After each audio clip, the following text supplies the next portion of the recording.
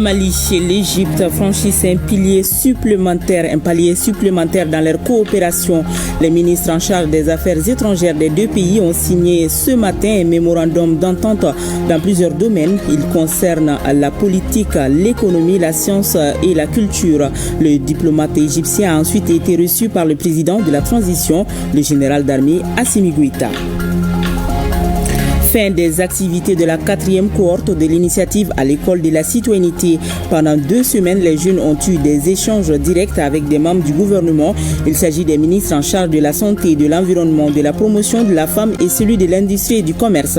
Des échanges qui visent à inculquer les notions de civisme et de patriotisme chez les jeunes.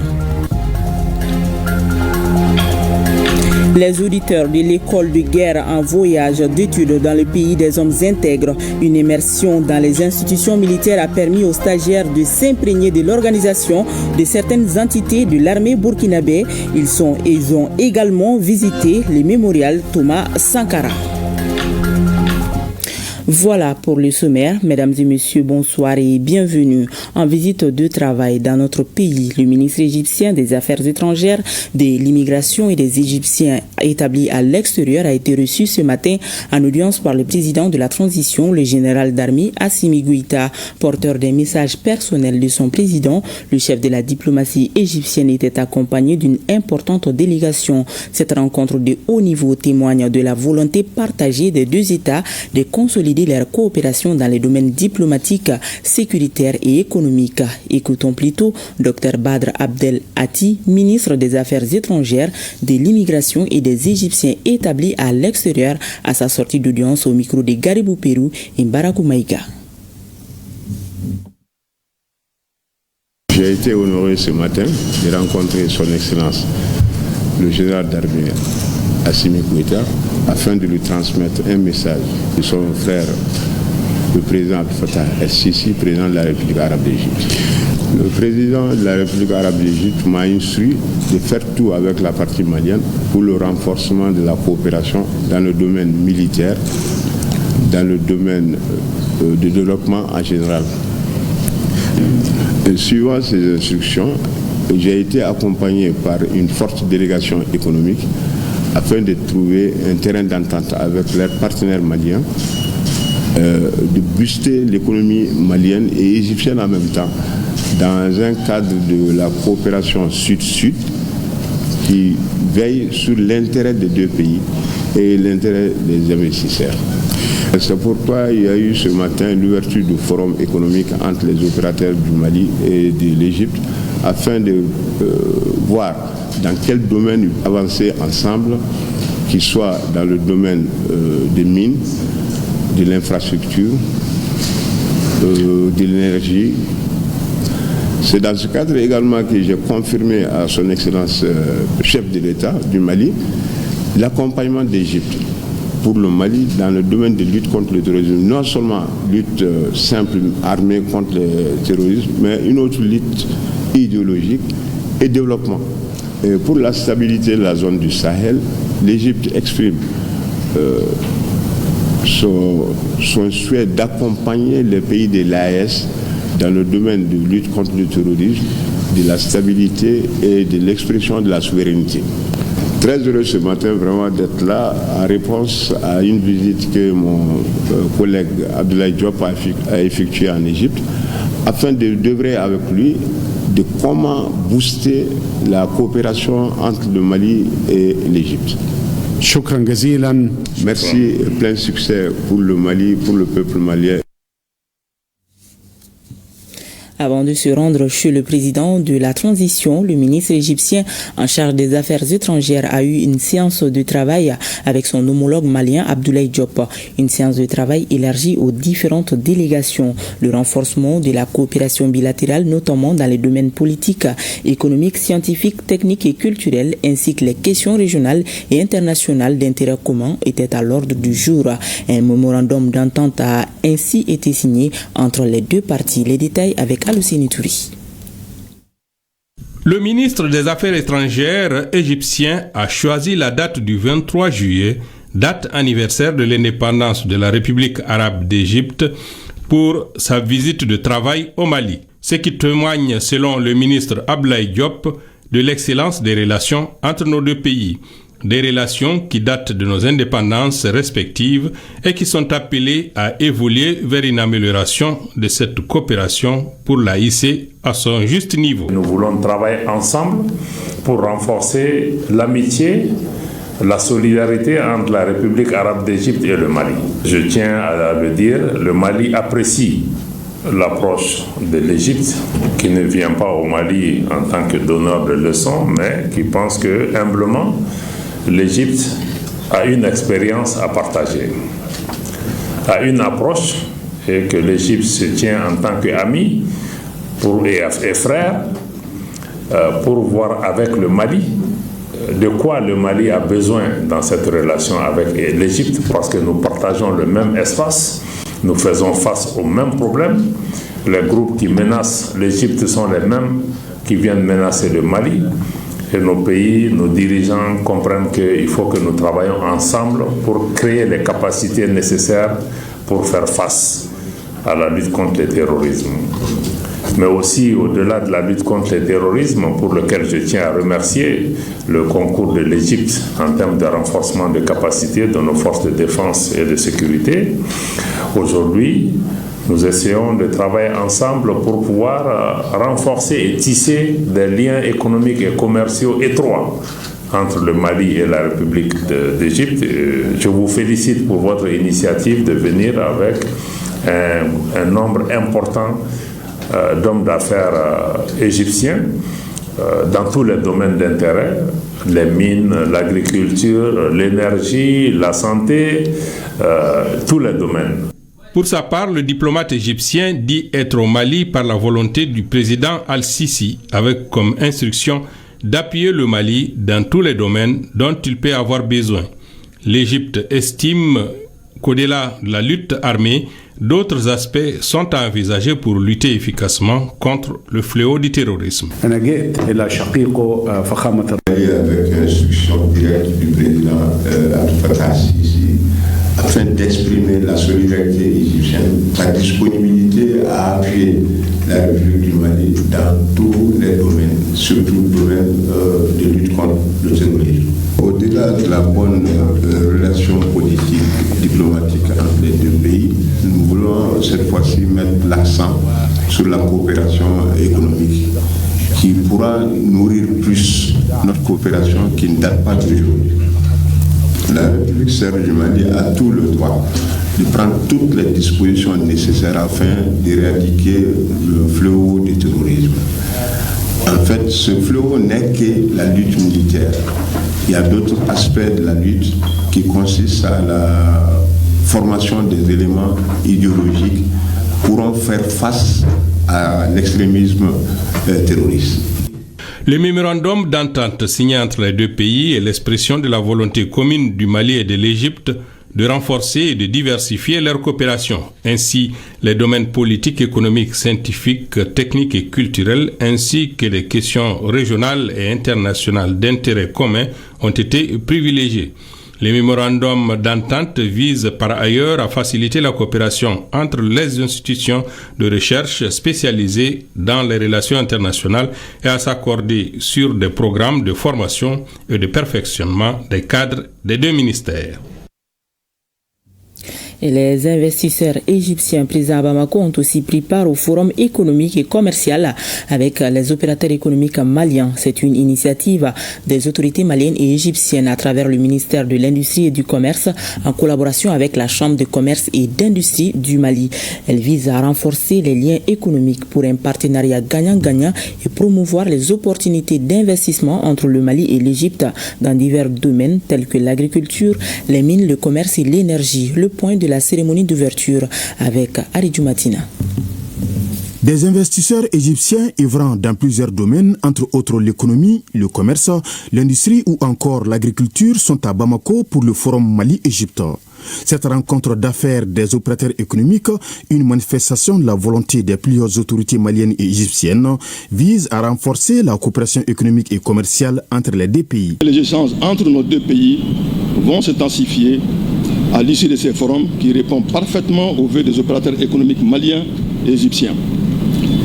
À cet effet, j'invite mes collègues opérateurs économiques à tirer le maximum de profit des rencontres de B2B qui se feront autour des secteurs ci-après, l'agriculture, le pétrole, l'exploitation minière, produits chimiques, industrie pharmaceutique et médicale, acier, textile et coton, construction, ingénierie électrique, informatique, agroalimentaire et télécommunications.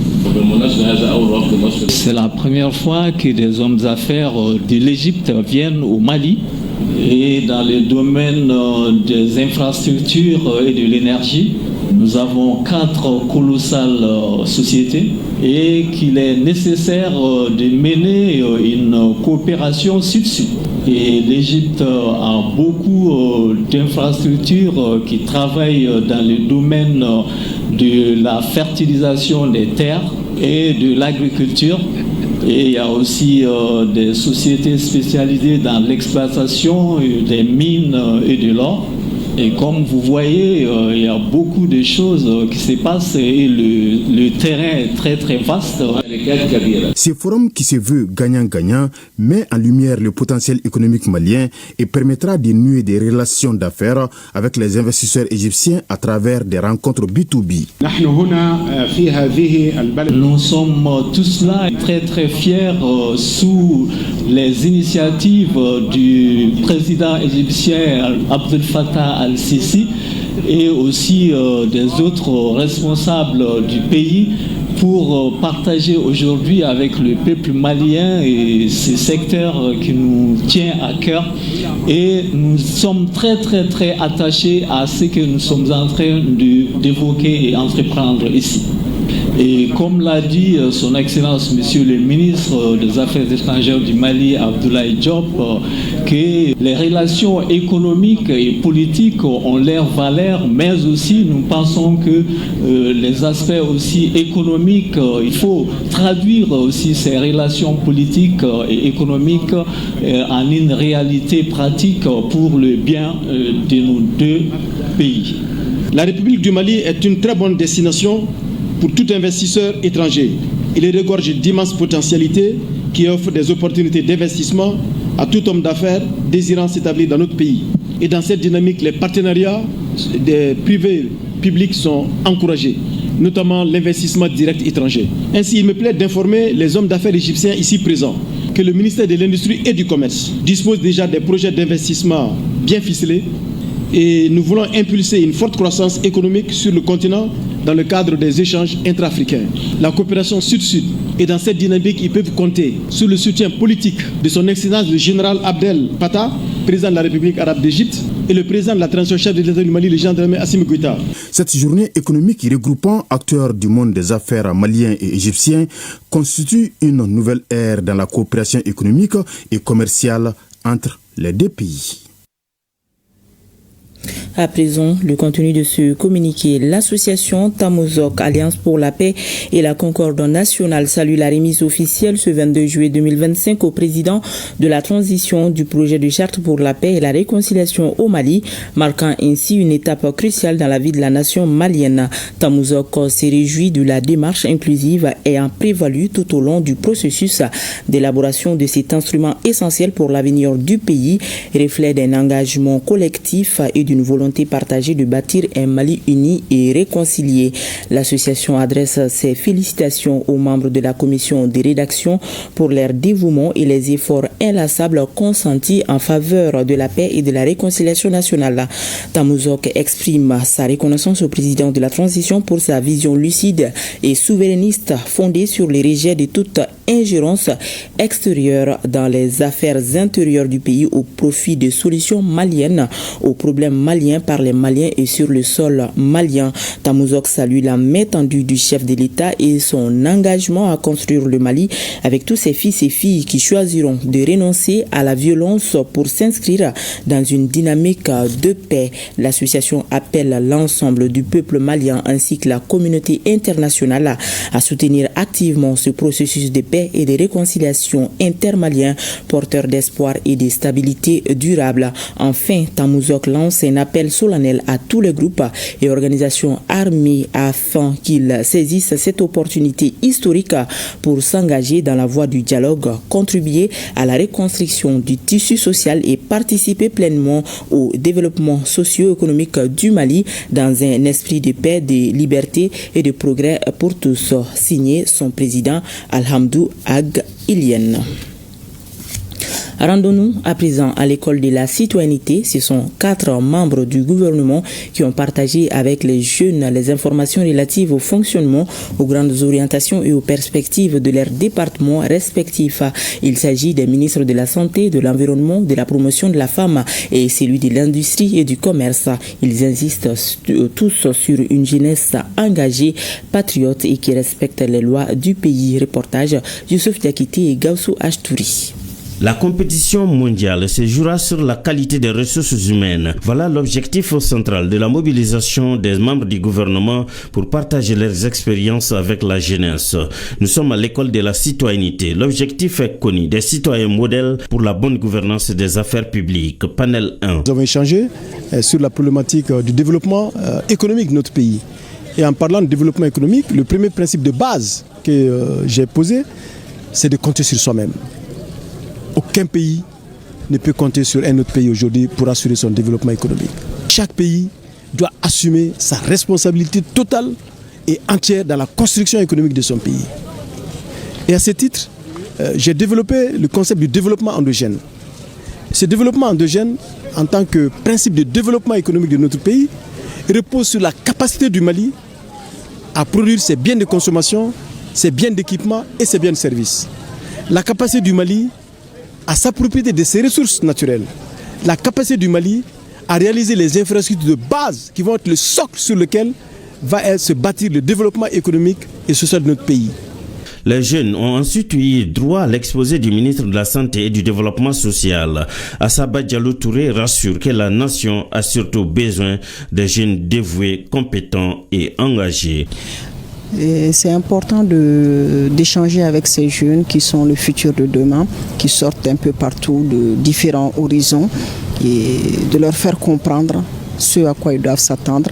On leur a parlé de patriotisme, on a parlé d'engagement, on a parlé de loyauté, d'intégrité, des caractères qui sont indispensables pour un être humain, pour pouvoir faire bien bouger les choses. Un bon citoyen qui cherche à respecter la loi, à respecter les conditions de vie qui sont créées.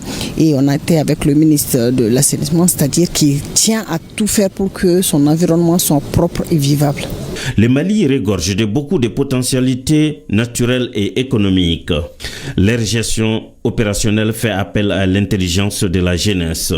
Que ce soit au niveau des lois, que ce soit au niveau des édifices même publics, ils doivent vraiment contribuer à la préservation et à la protection de ces édifices également. Ils doivent penser au respect des textes en matière de préservation de tout dans le sens de l'environnement, de l'assainissement et même dans la vie publique aussi. Je salue d'abord cette initiative de nos plus hautes autorités, qui nous permettra évidemment de corriger plusieurs insuffisances au sein de la société malienne. En termes de conseils, c'est toujours d'être patriote. Les jeunes, disons-les, constituent le segment le plus dynamique et le moteur de la croissance et du développement du pays. D'où la motivation de cette initiative à l'école de la citoyenneté, un programme qui répond parfaitement aux aspirations des autorités maliennes. On peut donc dire que le programme à l'école de la citoyenneté forge de futurs cadres patriotes. La preuve, ce sont les anciens participants qui sont pour la plupart devenus des encadreurs à la 4e cohorte. Après les premières, 2e et 3e cohortes, tout a changé chez les participants, même dans leur démarche quotidienne. Découvrons ces jeunes avec Abdul Karim Kaba. En participant au programme à l'école de la citoyenneté, il y a eu un changement capital chez ces jeunes. La session leur a permis de développer l'esprit patriotique et de faire d'eux des bâtisseurs et défenseurs de la nation. Aujourd'hui à la 4e cohorte, certains sont des encadreurs.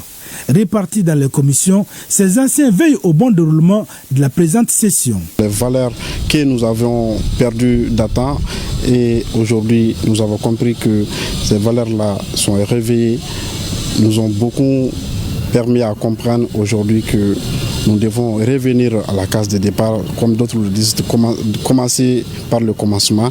Les sessions précédentes ont développé chez eux des valeurs comme la tolérance, le respect des connaissances des valeurs traditionnelles, favorisant ainsi en eux l'engagement civique. Bon, moi je dirais que les personnes qui y ont participé à cette cohorte, de la première jusqu'à la 4e cohorte, sont maintenant expérimentées et sont prêts pour s'engager pour le développement d'un Mali nouveau. Le programme à l'école de la citoyenneté, ça a beaucoup impacté sur notre vie quotidienne parce que depuis qu'on a passé à cette formation, nous avons compris que l'investissement humain est impératif pour le développement d'un pays et ça nous a inculqué les valeurs de la citoyenneté et ça fait de nous des grands bâtisseurs de la nation et nous sommes prêts à répondre à chaque appel de la nation. C'est un devoir de redevabilité qui anime ces anciens. C'est pourquoi ils participent aux travaux d'encadrement. Chacun à son niveau. Santé, restauration, sécurité et autres. C'est un alumni de l'école de la citoyenneté et si vous voyez que nous sommes encadrés parce que nous avons compris et nous devons aussi transmettre ce que nous avons compris à nos cadets. L'objectif est clair. On veut des citoyens modèles, prêts à affronter les difficultés et les défis de la nation. À l'école de la citoyenneté, c'est une vitrine qui prépare ainsi les jeunes pour connaître l'histoire du Mali, sa géographie, maîtriser les symboles de l'État pour un changement positif de mentalité. Parlons climat à présent. Les États membres du CILS, Comité permanent inter-État de lutte contre la sécheresse dans le Sahel, sont réunis à Bamako. Ils procèdent à la validation de l'étude sur les repositionnements de l'Institut du Sahel dans le paysage institutionnel régional de la recherche agricole. La rencontre de 4 jours est mise à profit par l'Institut du Sahel pour rencontrer les directeurs généraux des systèmes nationaux des recherches agricoles des États membres de l'organisation. Reportage Sorona Kamisou. C'est un exercice à double sens. Valider l'étude sur le repositionnement de l'Institut du Sahel dans le paysage institutionnel et régional et la tenue de la 2e concertation entre les directeurs généraux des systèmes nationaux de recherche agricole des États membres du CILSA. L'ILSA a trop longtemps subi les chocs liés aux grandes mutations régionales dans le domaine de la recherche agricole et ses capacités de résilience ont atteint leurs limites. L'INSA doit donc impérativement y sortir. Et je suis convaincu qu'en mettant ensemble nos intelligences collectives, nous arriverons donc à bâtir un INSA nouveau. Et un INSA nouveau en phase avec l'ère du temps, en parfaite harmonie avec les attentes des États membres, notamment les SNRA, travaillant en synergie d'action et en complémentarité avec le secrétariat exécutif du CILS et le centre régional Agrinet, d'une part, et d'autre part, ancré durablement dans le paysage régional de la recherche agricole avec d'autres acteurs régionaux et internationaux du domaine. La relance de l'Institut du Sahel est un objectif important de la réforme institutionnelle et organisationnelle du CILS voulue par la dernière conférence des chefs d'État et de gouvernement des États membres. Plusieurs actions ont d'ores et déjà été réalisées qui permettent d'envisager un avenir meilleur à l'institution. Pour consolider cette dynamique, nous avons décidé de conduire une réflexion collective sur le repositionnement de l'Institut du Sahel dans le paysage institutionnel régional. Pendant 4 jours, les experts venus des 13 pays membres du CILS jetteront les bases d'une dynamisation de coopération régionale en matière de recherche agricole. La République du Mali ne ménagera aucun effort pour assurer sa partition dans une nouvelle dynamique et pour que l'INSA tienne sa place dans le dispositif institutionnel régional de la recherche agricole. Quant au programme de recherche qui sortiront de vos travaux, nous nous engagerons à les soutenir par des actions de plaidoyer en direction de nos pairs pour que les lignes budgétaires claires soient vraiment allouées et à cet effet. Placée sous les signes de la refondation de l'Institut du Sahel, la rencontre de Bamako permet aux États membres du SILS de relever les défis tels que l'impact croissant des changements climatiques et l'insécurité alimentaire. L'Office de protection des végétaux OPV vient de tenir son premier atelier d'évaluation des capacités phytosanitaires du Mali. Cette session devra contribuer à la diversification des produits agricoles, à un meilleur accès au marché et à l'augmentation des revenus des producteurs et des exportateurs. La cérémonie était présidée par le ministre de l'Agriculture, Daniel Simeon Kelema. Le point avec Fantama Manientao. L'importance de la santé des végétaux devient de nos jours une impérieuse nécessité pour notre pays. Elle est au cœur de la souveraineté alimentaire et de notre capacité à produire des denrées de qualité. À cet égard, l'Office de protection des végétaux joue un rôle central dans la mise en œuvre des mesures de surveillance, de prévention et de réponse aux menaces phytosanitaires. Ça fait des années qu'on est en train de faire des activités pour protéger nos cultures. Ça fait des années les infestations des nuisibles continuent.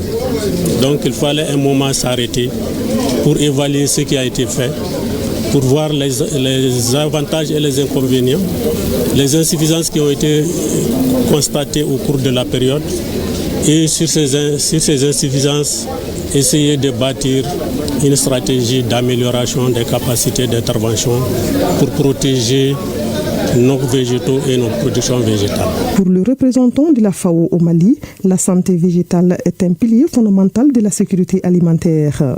L'atelier vise à dresser un diagnostic rigoureux des forces et faiblesses du système phytosanitaire, mais aussi d'identifier des priorités d'intervention pour une meilleure conformité aux normes phytosanitaires internationales, tout en assurant une meilleure prévention et gestion des risques liés aux organismes nuisibles. Pour mener à bien l'évaluation des capacités phytosanitaires du Mali, le département en charge de l'agriculture rassure que son accompagnement ne fera pas défaut pour une meilleure protection des ressources végétales. Le présent processus d'évaluation est composé de plusieurs phases avec un large éventail d'avantages pour aider le pays à évaluer ses capacités phytosanitaires. En outre, il permet à l'OPV de mettre en œuvre un plan souverain sur la manière dont il souhaite combler les lacunes identifiées pour améliorer la sécurité alimentaire et le commerce international de nos végétaux. Notons que l'évaluation des capacités phytosanitaires est un outil essentiel pour aider les pays à identifier leurs forces et leurs faiblesses en matière de protection des végétaux. La 10e session ordinaire du comité de suivi du contrat plan 2019-2023 État-Office du Niger exploitant agricole se tient à Bamako. La rencontre permet de statuer sur le niveau de mise en œuvre des engagements des parties. Les participants vont aussi faire des projections pour les actions de développement de l'Office à travers le nouveau contrat plan 2025-2029 à Batraouri.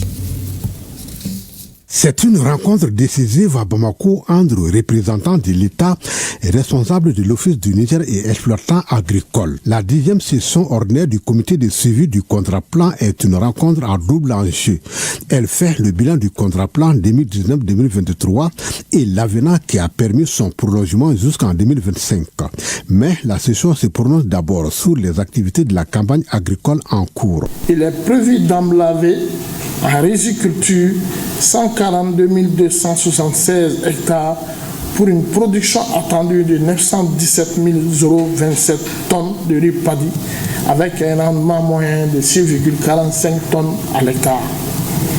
En maraîchage et en produits de diversification, il est prévu 23 309 hectares pour une production prévisionnelle de 392 908 tonnes, toutes spéculations confondues. La direction de l'Office fait ensuite une étude détaillée des recouvrements et du bilan financier au titre des 2 dernières années. Sur le plan financier, au titre de la redevance eau contre saison 2023-2024 et saison 2024-2025, Le montant total recouvré à la date du 30 juin a été de 6 399 723 085 francs CFA pour un taux global de 93,47%. En ce qui concerne le compte État, au titre de l'exercice 2024, sur un total de mandats de 2 499 47 075 francs CFA, les paiements ont été de 993 500 000 francs CFA à la date du 30 juin 2025. Les constats et recommandations ont permis l'élaboration d'un projet de nouveau contrat plan Office du Niger exploitant agricole 2025-2029. Il intègre les nouvelles orientations édictées dans le document cadre de développement du Mali à l'horizon 2063 et la stratégie nationale pour l'émergence et le développement durable 2024-2033. Afin d'atteindre cet objectif, 83 engagements, dont 28 pour l'État, 40 pour l'Office du Niger, et 15 pour les exploitants agricoles ont été déterminés pour les parties signataires à travers 5 objectifs spécifiques, à savoir augmenter les superficies aménagées et ou réhabilitées, améliorer la maîtrise technique et financière de l'entretien des réseaux et la gestion de l'eau, améliorer les rendements rizicoles et promouvoir les chaînes de valeur agro-pastorales et aquacoles dans la zone, améliorer la gestion du foncier et la gouvernance de la zone Office du Niger, élaborer un nouveau schéma directeur de développement de la zone de l'Office du Niger.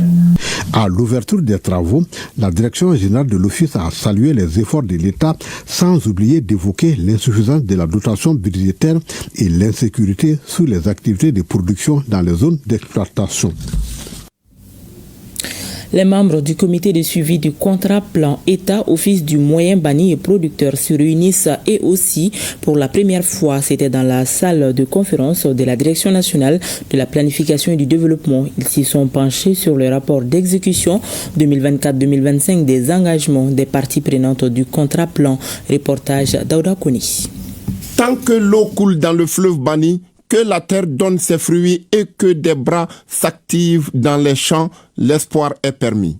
C'est par ces mots que le directeur national de la planification et du développement, non moins président du comité de suivi du contrat plan État, Office du moyen banni, producteur 2024-2025, a ouvert les travaux de la première session ordinaire du comité de suivi. Chers membres du comité de suivi, je tiens à vous rassurer que l'EMB renouvelle son engagement en tant que structure d'encadrement et d'accompagnement des producteurs et par la même occasion les remercie pour leur résilience face au changement climatique qui a affecté leur production.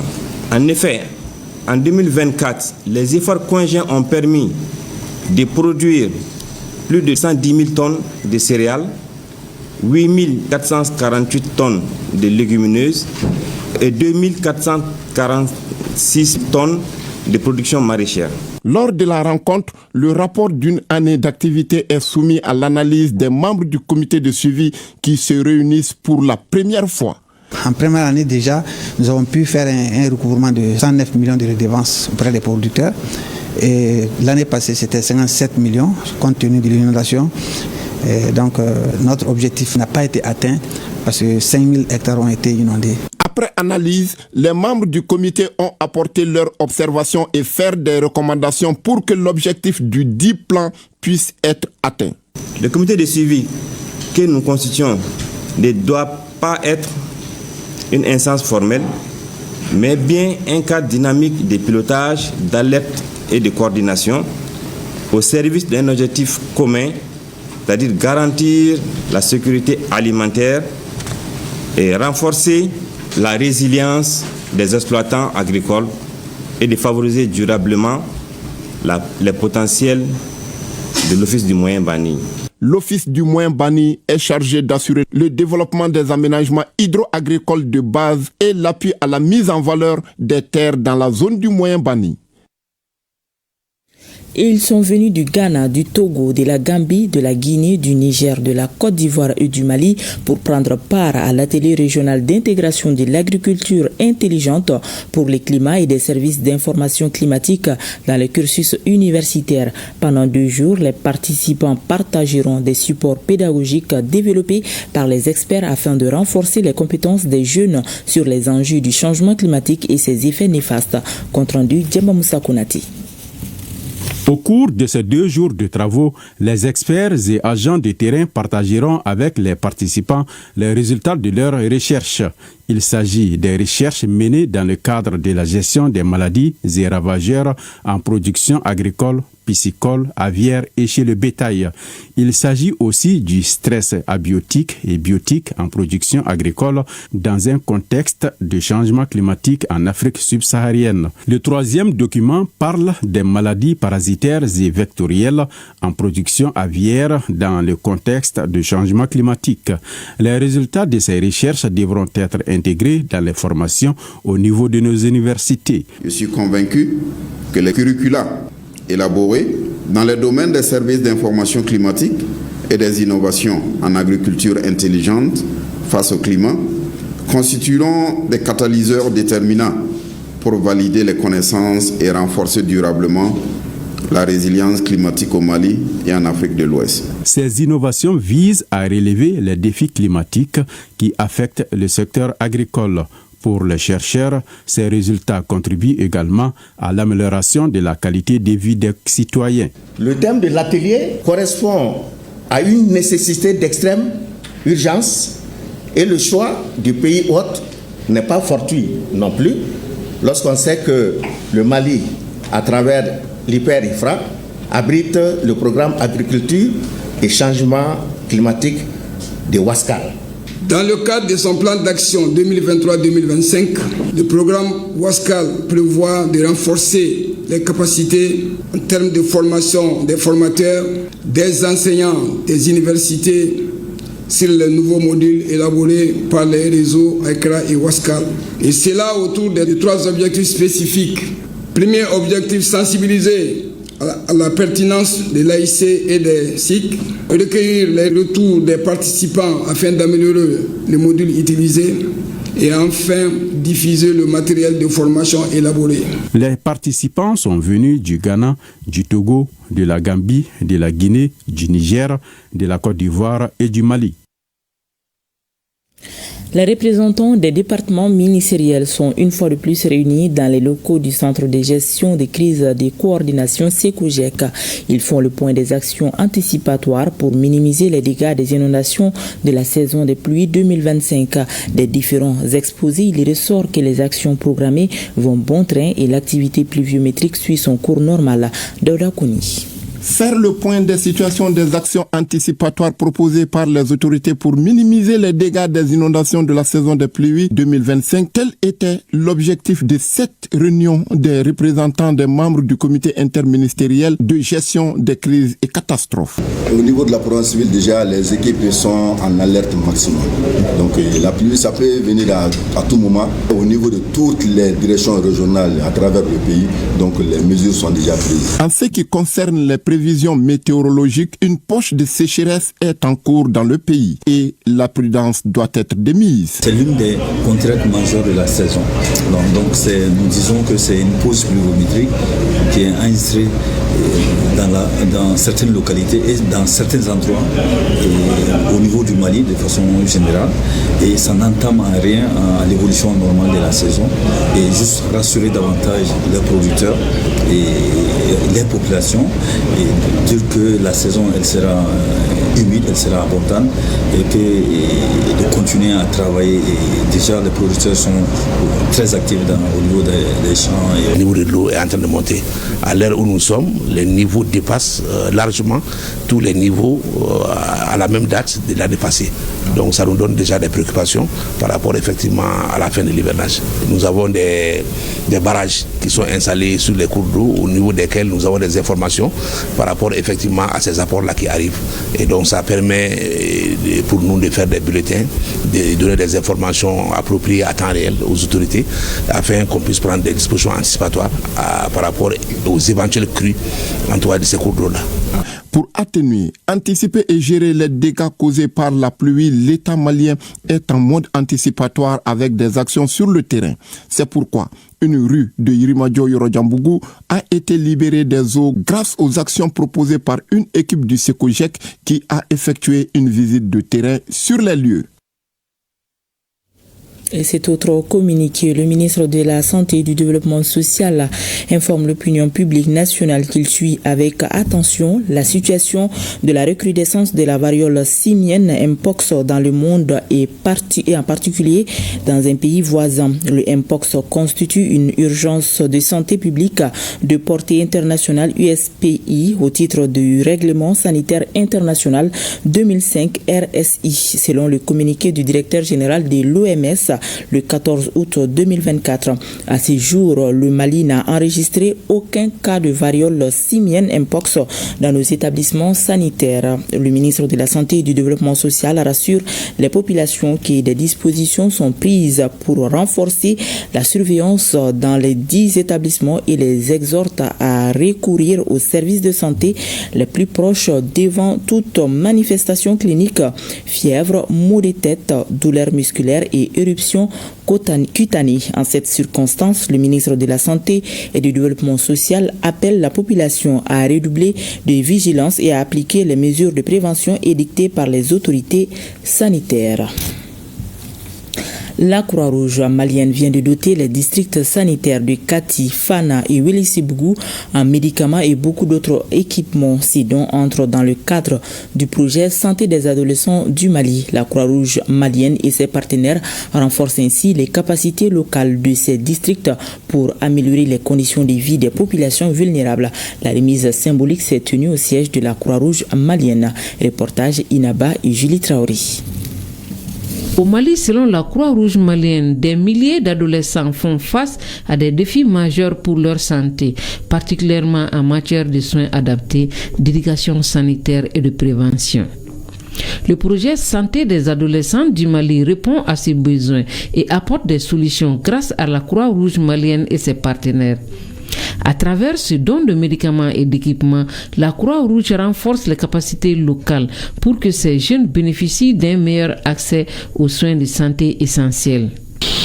Ces médicaments et équipements médicaux d'une valeur totale de plus de 140 millions de francs CFA contribuent à renforcer le plateau technique des structures sanitaires bénéficiaires. Ces lots comprennent des médicaments tels que des antibiotiques, des antiparasitaires, des antipallidiens, des antalgiques, de palier 1 et de consommables. Il comporte également des équipements médicaux divers. Financé par les Affaires mondiales du Canada, le projet Santé des adolescents du Mali est mis en œuvre par la Croix-Rouge malienne et celle du Canada. Il contribue à améliorer les indicateurs en matière de santé, de la reproduction et la baisse du taux de mortalité maternelle et infantile. Les médicaments qui seront remis aujourd'hui serviront entre autres à la prise en charge des cas de paludisme, de maladies respiratoires aiguës et de malnutrition chez les enfants de moins de 5 ans. Ils serviront également aux consultations et soins pré- et postnatales pour les mères et les nouveau-nés. Au nom de l'ambassade du Canada et de la coopération canadienne, je tiens à remercier chaleureusement les différents partenaires pour leur professionnalisme et compétences exceptionnelles dans la mise en œuvre du projet SAM. Nous, on ne cesse de remercier la Croix-Rouge malienne et la Croix-Rouge canadienne et surtout le projet SAM pour cette donation des médicaments et des kits pour Wélissibou, Kati, Fana. Le projet SAM a touché plus de 3000 personnes. Il vise à renforcer l'accès aux soins et à améliorer les conditions de vie des populations vulnérables. À propos toujours de la Croix-Rouge, le directeur Afrique de la Fédération internationale de la Croix-Rouge séjourne actuellement au Mali. Il a saisi l'occasion pour effectuer une visite à Koulikoro. À la tête d'une délégation, il a procédé à une série de visites à Kayo, à Massala, en passant par la station régionale du ORTM Koulikoro. Sur place, l'hôte du jour a apprécié le château d'eau réhabilité par la Croix-Rouge grâce à un partenariat gagnant-gagnant. Une visite suivie par Adama Traoré. Annoncé depuis plusieurs jours à Koulikoro, il est enfin là. Il s'agit du directeur Afrique de la Fédération internationale de la Croix-Rouge. Cette visite à Koulikoro s'inscrit dans le cadre d'une visite des différentes réalisations effectuées par la Croix-Rouge en deuxième région en faveur des communautés locales. Society for the Red Cross and Ma visite, c'est aussi pour pouvoir regarder, rendre visite à ceux qui sont affectés par les inondations, par l'insécurité alimentaire. Je suis venu pour pouvoir constater et voir vraiment les programmes qui sont mis en œuvre par la Croix-Rouge malienne, bien sûr, et ses partenaires, voir quelles sont les directives qu'on peut aussi donner lors des instances. Nous sommes ici à Kayo. Cette banque de céréales est une œuvre de la Croix-Rouge à l'intérieur de laquelle se trouvent 3 tonnes de céréales au profit des personnes vulnérables. Après cette première étape, la délégation s'est rendue à la station régionale de l'ORTM Koulikoro. À cet endroit, une adduction d'eau a été réhabilitée par la Croix-Rouge également. Cette visite s'est achevée à Massala, une localité de la commune rurale de Néguétan. La délégation s'est rendue à l'unité de production de savon de l'association des femmes de cette localité. Because we are here. Nous sommes là en tant que Croix-Rouge et donc voir tous ces programmes qui sont mis en œuvre qui contribuent au développement des revenus de ces personnes-là à Koulikoro ici. Vraiment, ça c'est quelque chose qui me rend heureux.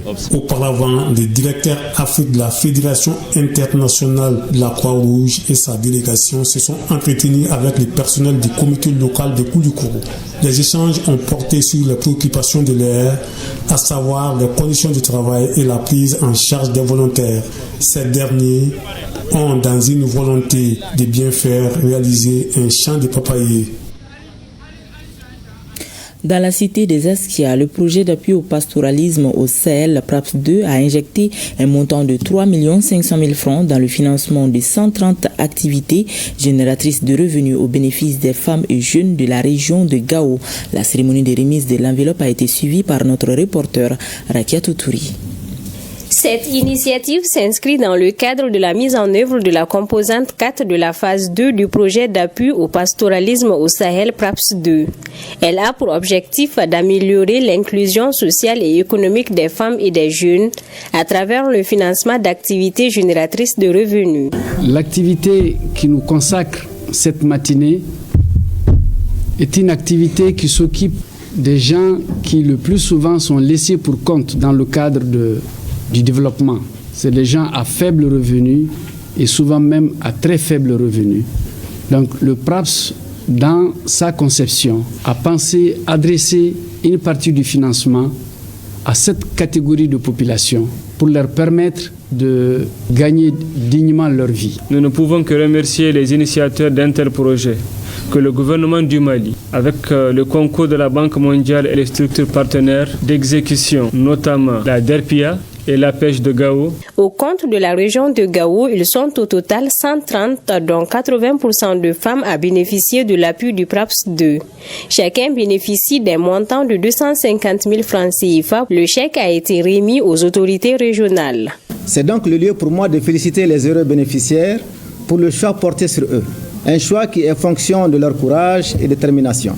Je les exhorte à faire bon usage de cet appui dans les domaines qu'eux-mêmes ont choisis, à savoir le domaine du bétail viande, la transformation des produits laitiers agroalimentaires, l'aviculture et l'aquaculture. Nos remerciements au PRAPS pour son appui salvateur qui vient à point nommé afin de réduire le taux de chômage des jeunes et des femmes. Soyez assurés que les fonds mis à notre disposition seront utilisés à bon escient. Pour cette année, le PRAPS 2 dans sa composante 4 prévoit le financement de 860 activités. Le projet couvre 6 pays du Sahel, à savoir le Sénégal, le Niger, le Tchad, la Mauritanie, le Burkina Faso ainsi que le Mali.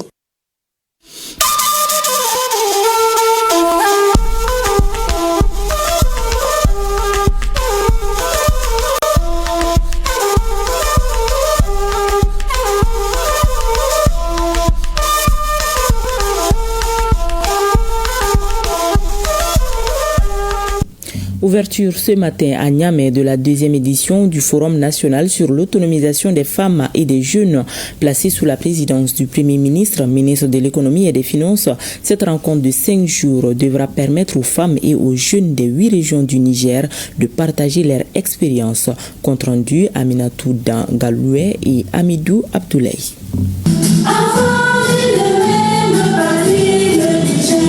L'hymne national pour l'honneur de la patrie et celui de la Confédération des États du Sahel ont retenti ce matin au palais du 29 juillet et c'est là à l'occasion de l'ouverture de la 9e édition du Forum national sur l'autonomisation des femmes et jeunes FONAF. Placé sous la présidence du Premier ministre, ministre de l'économie et des finances, Ali Mohamed Lamine Zen, en présence de plusieurs personnalités militaires et civiles, ces rendez-vous annuels réunissent 173 communes pour 168 métiers à travers 82 exposants. Niamey, notre capitale, carrefour des grands événements nationaux et internationaux, fait du FONAF un événement d'importance qui donne de la vitalité et de l'entrain à l'entrepreneuriat des jeunes et des femmes dans leur savoir-faire local et leur génie créateur. Votre présence massive à Niamey dans toutes vos diversités est la preuve que l'autonomisation des femmes et des jeunes est au cœur de multiples initiatives aussi pérennes qu'ambitieuses qui concourent au renforcement de votre rôle si important dans le développement de notre tissu socio-économique. Le FONAF est un rêve porté par une conviction devenue au fil des ans une réalité. Nous avons vu des produits locaux conquérir les marchés. Nous avons vu des femmes rurales prendre la parole avec fierté. Nous avons vu des jeunes croire en eux de nouveau. C'est cela le FONAF. Une plateforme de transformation silencieuse mais puissante. Pendant 8 éditions, nous avons sillonné le pays, tendu l'oreille aux besoins du terrain et surtout mis en lumière des talents souvent invisibles et avec le soutien des autorités et des partenaires techniques et financiers. Depuis des années, nous supportons ces groupes de femmes et ces groupes de jeunes filles parce qu'elles ont vécu des expériences et elles sont pour la plupart venues de très loin dans leur vulnérabilité, qui pour nous c'est une fierté et démontre qu'avec de très petits investissements, des formations, un petit capital, des personnes peuvent construire et reconstruire leur vie. En ouvrant cette 9e édition du FONAF, le Premier ministre, ministre de l'économie et des finances, Ali Mohamed Lamine Zen, s'est réjoui de l'engagement des femmes et des jeunes pour cette initiative qui s'annonce comme une véritable tribune d'expression, d'innovation et de transformation au service de leur autonomisation durable au Niger. Pour la 9e édition du Forum national, pour l'autonomisation des femmes et des jeunes, je retiendrai quelques mots-clés. Une belle vitrine du génie créateur des femmes et des jeunes de toutes les contrées du pays. J'ai noté que l'écrasante majorité des communes sont dans cette belle capitale. L'éclosion des talents, et le gouvernement donc s'engage à appuyer fortement dans le cadre de la refondation de notre pays. C'est pourquoi le président de la République, chef de l'État, le général d'armée Abdrahmane Tchani, porte une grande attention aux initiatives développées par les femmes et les jeunes.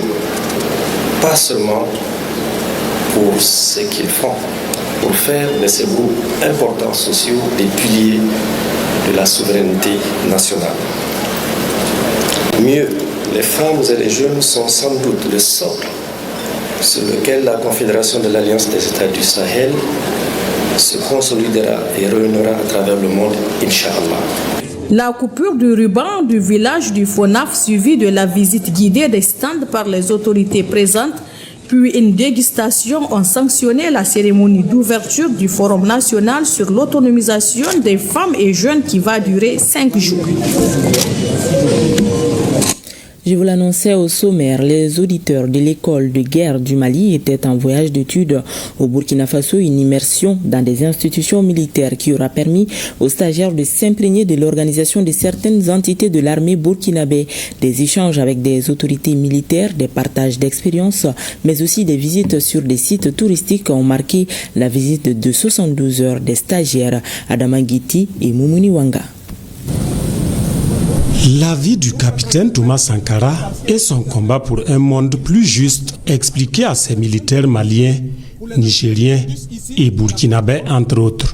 Nous sommes au mémorial Thomas Sankara, ce lieu où chaque objet raconte un pan de la révolution démocratique et populaire. Des instants pleins d'émotion en témoignent ce recueillement au mausolée pour honorer la mémoire du père de la révolution d'août 1983 et ses 12 compagnons. Le mémorial Thomas Sankara que nous venons de découvrir est un outil de fierté, mais c'est surtout une marque de reconnaissance à un héros africain. Ce mémorial qui magnifie justement la valeur de cet homme d'honneur et d'exemple, a été comme la cerise sur le gâteau lors de ce parcours pédagogique au profit des auditeurs de l'école de guerre. C'est une immersion à la faveur d'un voyage d'études de l'école de guerre du Mali, un séjour en terre burkinabé qui conduit les stagiaires de cette école dans des institutions militaires, à savoir le Centre national d'études stratégiques, la Brigade des volontaires pour la défense de la patrie, le commandement des opérations du Théâtre national, l'Institut supérieur d'études et de protection civile et la coopérative militaire et paramilitaire d'épargne et de crédit. Ce voyage d'études et d'information ici au Burkina Faso permet aux auditeurs de l'école de guerre de mieux comprendre les grands enjeux géopolitiques internationaux, de mieux cerner également, n'est-ce pas, les mécanismes de coopération, surtout sur le plan militaire, et aussi de voir l'approche du Burkina Faso dans ce que ce pays ou cette armée a fait comme effort dans la lutte contre le terrorisme. Ça a été un voyage très enrichissant en réalité et nous remercions les autorités du Burkina Faso pour tous les efforts qui ont été consentis pour nous permettre justement de passer agréablement ce séjour. Ce voyage d'études offre aux auditeurs de l'école de guerre du Mali un aperçu de l'organisation institutionnelle, stratégique et opérationnelle de l'armée burkinabé dans un contexte de lutte contre le terrorisme.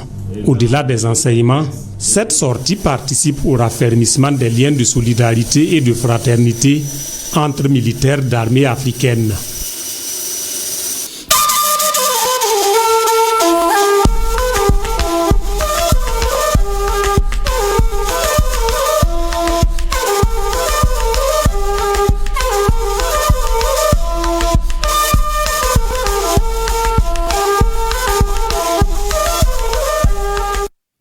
À suivre juste après ce journal l'intégralité du discours du président de la transition à la cérémonie de remise du projet de la charte pour la paix et la réconciliation nationale. Ainsi prend fin cette édition que nous avons eu le plaisir de vous présenter.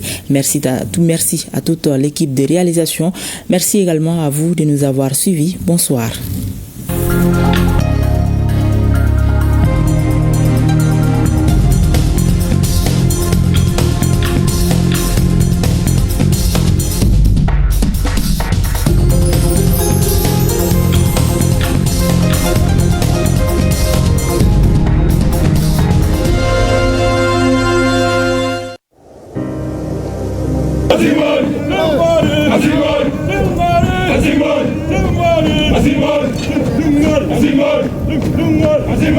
Nous laissons derrière nous tout ce que nous avons de plus cher.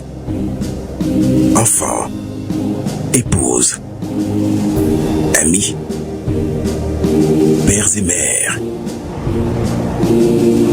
Fièrement, nous répondons à l'appel du devoir. Pour que les déplacés et les réfugiés rentrent à la maison. Pour que nos enfants reprennent le chemin de l'école. Pour que jaillisse la lumière de la réconciliation entre les peuples, pour le Mali, pour la patrie. Cette voie, nous l'avons choisie, au prix de nos vies. Nous défendrons nos couleurs. Et si nous laissons derrière nous veuves et orphelins, nous vous prions, prenez soin d'eux.